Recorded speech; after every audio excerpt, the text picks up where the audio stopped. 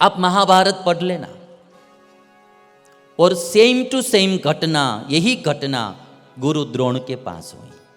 गुरु द्रोण के पास जाकर युधिष्ठिर कहते हैं कि गुरुजी हमें परमिशन, आज्ञा दीजिए युद्ध करने की, हम आपके शिष्य हैं, गुरु के सामने हम युद्ध कैसे करें।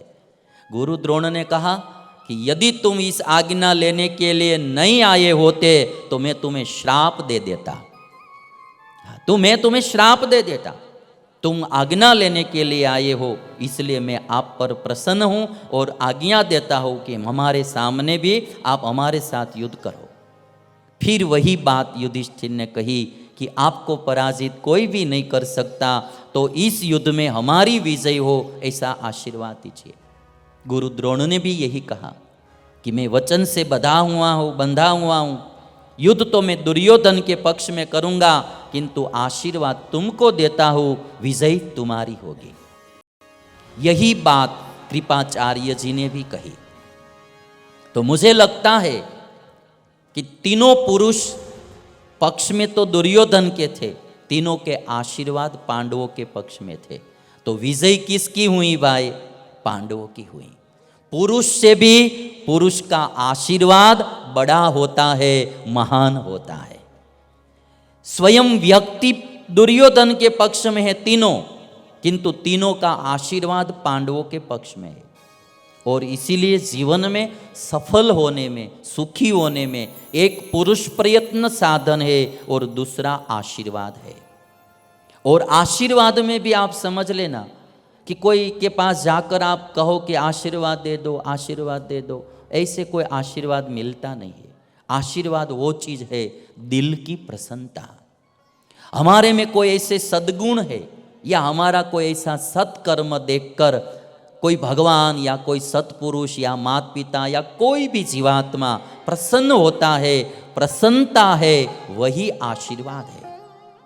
वो राजी होते हैं, प्रसन्न होते हैं, वही आशीर्वाद। मांगना नहीं पड़ता है, उनकी आत्मा प्रसन्न हो जाती है, आशीर्वाद मिल ही जाता है।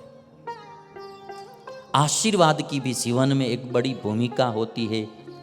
जब लाक्षागृह में जा रहे थे पांडवों, तब भी विदुर चाचा से कहा था कि आप आशीर्वाद दीजिए, हमारी सर्व प्रकार से रक्षा हो। तो एक पुरुष प्रयत्न, दूसरा आशीर्वाद और तीसरी ईश्वर की कृपा। इस दुनिया में हम चाहे कितना भी जोर लगा ले, सब हमारे हाथ की बात नहीं है नहीं, सब हमारे हाथ की वो बात नहीं है, कोई ऊपर वाले के हाथ की भी बात होती है। और इसीलिए ईश्वर की भक्ति, ईश्वर की प्रार्थना, ईश्वर का नाम जप, उनका आश्रय, वो भी जीवन में जरूरी है।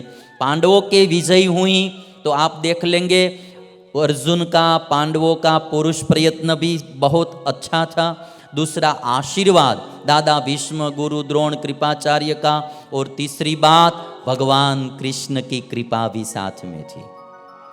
भगवान श्री कृष्ण स्वयं रथ चलाने वाले थे अर्जुन का, कहीं भी रथ उसका रुकने नहीं दिया भगवान श्री कृष्ण ने। एक चार्ट के माध्यम से भी आपको बताऊंगा।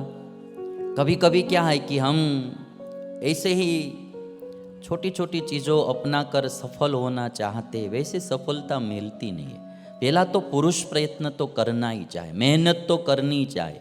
अभी आप देखेंगे अमेरिका वाले कहीं भी अंधश्रद्धा में फंसते नहीं है ना। यहाँ जितना हम हमारे भारत देश में भांति भांति की अंधश्रद्धाएं फैलती जाती, वैसा नहीं। वे लोग मेहनत करते हैं, परिश्रम करते हैं, 80-80 साल तक वो जॉब करते रहते हैं, मेहनत करते रहते हैं। आगे बढ़ना है, कुछ सफल होना है तो परिश्रम करना है, मेहनत करना है। ऐसे ही आलसी होकर बैठे रहेंगे तो कोई सफलता मिलती नहीं है। और दूसरा, सभी की प्रसन्नता प्राप्त करते रहना। बड़े बड़े लोग भी जो आगे बढ़े हैं, उनके जीवन में आप झांकी करके देखना, उन लोगों ने बहुत बड़े लोगों को, महापुरुषों को प्रसन्न किए हुए होते हैं। कोई भी महापुरुष ऐसे मिलते हैं, उनकी प्रसन्नता प्राप्त करो, सद्गुण द्वारा और सत्कर्म द्वारा। अच्छे सद्गुण देखकर भी महापुरुष प्रसन्न होते हैं और सत्कर्म देखकर भी महापुरुष प्रसन्न होते हैं। और तीसरी, ईश्वर की कृपा। पांडवों ने सब ने समझ लिया कि भगवान के बिना कुछ होता नहीं है। भक्ति करते रहना, ईश्वर का नाम जप और ईश्वर का आश्रय। अभी आप देखिए, ये जो चीज़ है सफलता के लिए मैं बताता हूँ। सबसे पहला प्रयत्न, दूसरा प्रारब्ध कर्म। प्रयत्न होता है, कभी कभी आपको लगेगा कि मैं प्रयत्न करता हूँ फिर भी मुझे सफलता क्यों नहीं मिलती है। तो प्रारब्ध कर्म कभी बाध रूप होता है, वो विघ्न डालता है। प्रारब्ध कर्म में क्या होता है? दो ही होता है, पाप और पुण्य।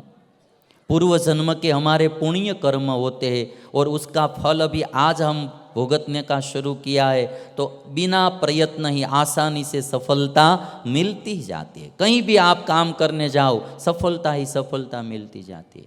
पूर्व जन्म का कोई प्रारब्ध कर्म हमारा भारी है तो चाहे कितना भी प्रयत्न करे तो भी निष्फल होते जाते हैं। तो जो प्रारब्ध कर्म होता है वो बाध रूप होता है सफलता में। वो प्रारब्ध कर्म को दूर करने के लिए क्या करना? प्रसन्नता यानी आशीर्वाद।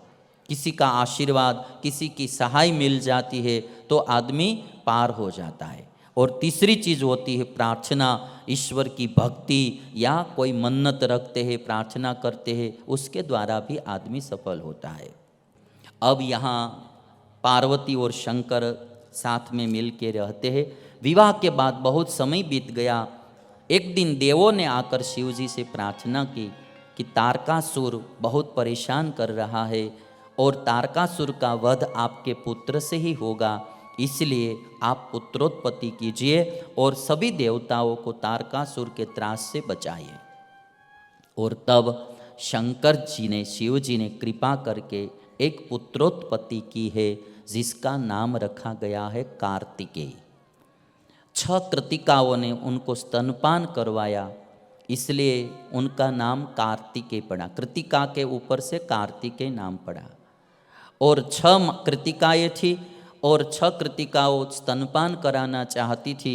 एक साथ वो पुत्र ने 6 मुख धारण किए और 6 मुख से उन्होंने स्तनपान किया, इसलिए षट मुख कहा जाता है कार्तिकेय को।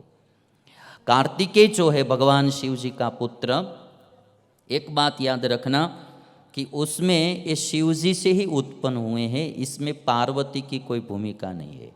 और गणपति का जो प्रागट्य है उसमें पार्वती के शरीर से ही उत्पन्न हुए हैं, उसमें शिव जी की कोई भूमिका नहीं है। शिव पुराण में दोनों कथा लिखी गई है।